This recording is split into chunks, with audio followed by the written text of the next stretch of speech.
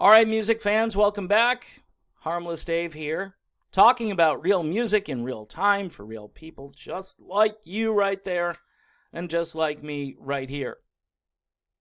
So who's the real odd man out here when it comes to the Journey situation? Well, it's Arnel Pineda, who has been abused in this group now for over a decade. He just has. He's been abused. And when he came on board, he basically got aboard a ship that was taking on water. And he bailed all the water out. And he got that ship righted so much that in 2008, Revelation, the album, sold over 1 million copies. And he even had a song or two that got some radio airplay.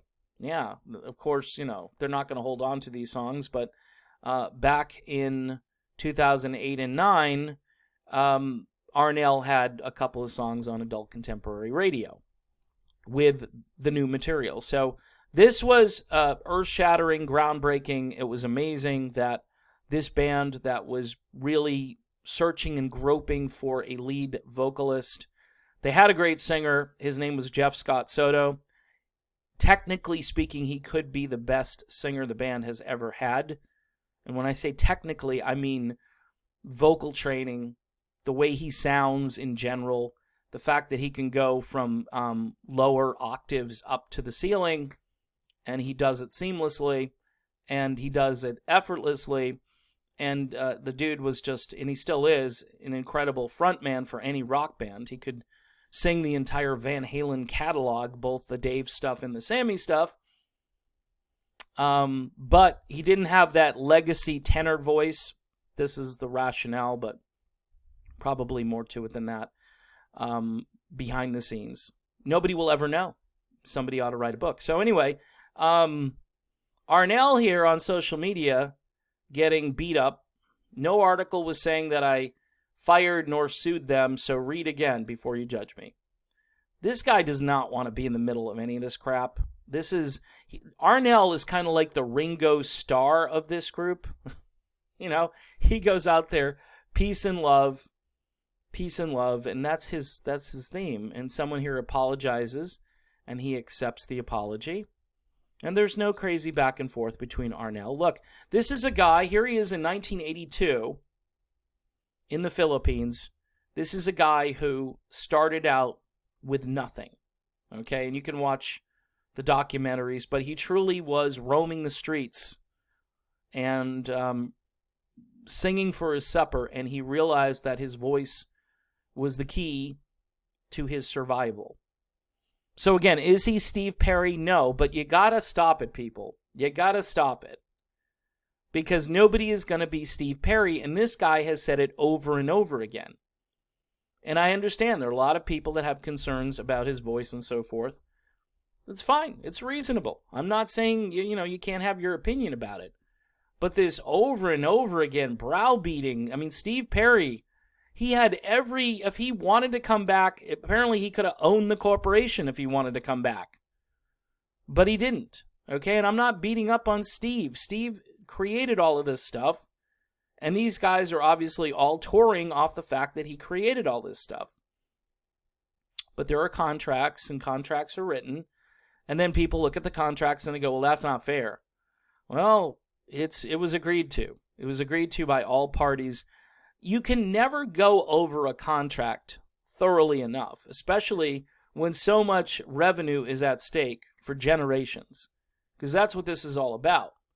These are a couple of guys who wanted to have a piece of the action in perpetuity because they believed that they had put in their time and they're getting tired. They want to get off the road. They don't want to keep doing this. The road is where you make your money. So logically, if you can get a cut of this money that's coming in from the road because, new music isn't coming, although Neil Sean has hinted at new music being something that's going to happen soon. And new music, even if it does well, probably isn't going to ever get to the place where Journey has a platinum album again. Although anything can happen. And I'm just saying this because I think this guy here has been terrific. He's been fantastic since he joined this group. This is the kind of person you want in your rock band. Everybody who I know who has been connected to Arnel has said that the guy is the nicest human being you'll ever meet. So I'm here to say, maybe don't beat up on Arnel. This has nothing to do with him. This is the old timers fighting it out for their fair share of the money that's coming in. And unfortunately, it is about the money. It is about control. It might be a little bit about greed, all of those things. And everybody in this situation is involved in it. Everybody. And you can pick your favorite person. You like this guy more than that guy. You think this guy is the creative genius and the other guy isn't. I mean, I can hear these arguments and I can agree or disagree, whatever. It's inconsequential because most people just want to hear the music. They're like, hey, why does this all have to happen? Why can't we all just get along? Well, life is filled with people who assert themselves in ways that we find offensive. And in this case, I think everybody involved to some degree is offending someone except Arnel. Arnel's not offending anyone. He's not doing anything wrong. I think he's just trying to ride this out. And I wouldn't be shocked that he decides just, I'm done. I've had enough. Thank you. It was a great run, but I'm all done. Or maybe after this next tour, he might say, you know what? I did great. I'm grateful for this opportunity. Time to move on. I mean, maybe not. Maybe he'll hang in there.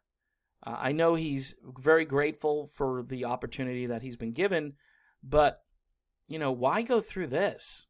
He can just go off and make probably a decent living being Arnel Pineda, former lead vocalist from Journey, singing a few Journey tunes, singing a couple of Toto songs, maybe a Chicago tune, and people will come to see him perform. So that's my take with Arnel in the Journey debacle here. He is the odd man out. He's a good man. He's a good odd man out, and his personality doesn't jive with all of this sort of cutthroat legal stuff that's going on. I think he's kind of a harmless soul. And anyway, that's it. That's my take. All right, folks, thanks for watching. We got new subscribers showing up. They want to talk about the Journey stuff, and I've been trying to answer all of this. So if you want to sign up, it's $1 a month on Patreon. You can do 2, 5, 10, whatever you think. And just to keep the channel vibrant and going. Apparently, so long as Journey has drama, my channel does well. But this only happens, say, once every 3 years, so I appreciate everybody who comes over there to chat and support, and hopefully we'll see you over there.